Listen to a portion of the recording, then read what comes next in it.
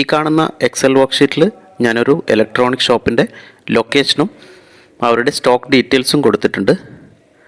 ഈ ഒരു ഡാറ്റയിൽ നിന്നും ഏതെങ്കിലും ഒരു സ്പെസിഫിക് ലൊക്കേഷൻ്റെ സ്റ്റോക്ക് ഡീറ്റെയിൽസ് എടുക്കുന്നതിന് വേണ്ടിയിട്ട് നോർമൽ നമ്മൾ ചെയ്യുന്നത് ഹെഡിങ് കൊടുത്തിരിക്കുന്ന ഈ ഒരു സെല്ലുകളെല്ലാം സെലക്ട് ചെയ്തു.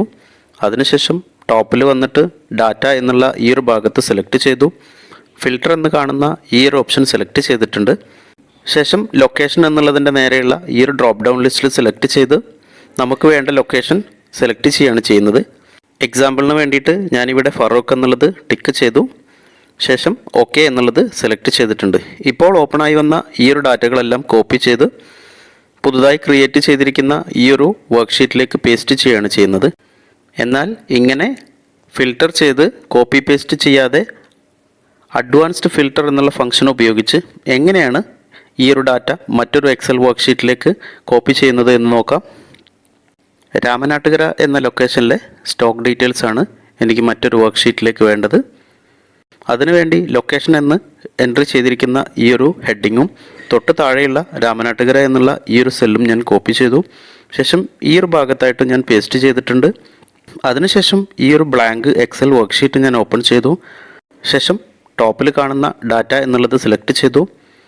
ഫിൽറ്റർ എന്ന് കാണുന്നതിൻ്റെ തൊട്ടടുത്തുള്ള അഡ്വാൻസ്ഡ് എന്നുള്ളത് ഞാൻ സെലക്ട് ചെയ്തിട്ടുണ്ട്. അഡ്വാൻസ്ഡ് ഫിൽറ്റർ എന്നുള്ള ഒരു വിൻഡോ ഇനേബിൾ ആയതായി കാണാം. കോപ്പി ടു അനദർ ലൊക്കേഷൻ എന്നുള്ള ഈ ഒരു ഭാഗത്ത് ഞാൻ ടിക്ക് കൊടുത്തിട്ടുണ്ട്. അതിനുശേഷം ലിസ്റ്റ് റേഞ്ച് എന്നുള്ള ഈ ഒരു ഭാഗത്തെ അപ്പ് ആരോ സെലക്ട് ചെയ്തു. ലിസ്റ്റ് റേഞ്ച് എന്നുള്ളത് ഡാറ്റ എൻട്രി ചെയ്തിരിക്കുന്ന ഈ ഒരു ഡാറ്റകളെല്ലാം ഞാൻ ഹെഡിങ് ചേർത്ത് സെലക്ട് ചെയ്തിട്ടുണ്ട്. ശേഷം ഡൗൺ ആരോ ഞാൻ സെലക്ട് ചെയ്തിട്ടുണ്ട്.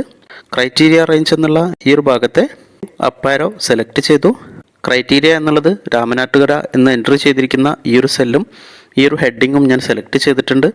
ശേഷം ഈ ഒരു ആരോയിൽ ക്ലിക്ക് ചെയ്തിട്ടുണ്ട്. കോപ്പി ടു എന്ന് കാണുന്ന ഈ ഒരു ഭാഗത്തെ അപ്പ് ആരോയിൽ സെലക്ട് ചെയ്തിട്ടുണ്ട്. ശേഷം നമുക്ക് കോപ്പി ചെയ്യേണ്ടത് ബ്ലാങ്ക് വർക്ക്ഷീറ്റിലെ ഈ ഒരു സെല്ല് ഞാൻ സെലക്ട് ചെയ്തിട്ടുണ്ട്. അതിനുശേഷം താഴെ കാണുന്ന ഓക്കെ എന്നുള്ള ഓപ്ഷൻ സെലക്ട് ചെയ്തിട്ടുണ്ട്.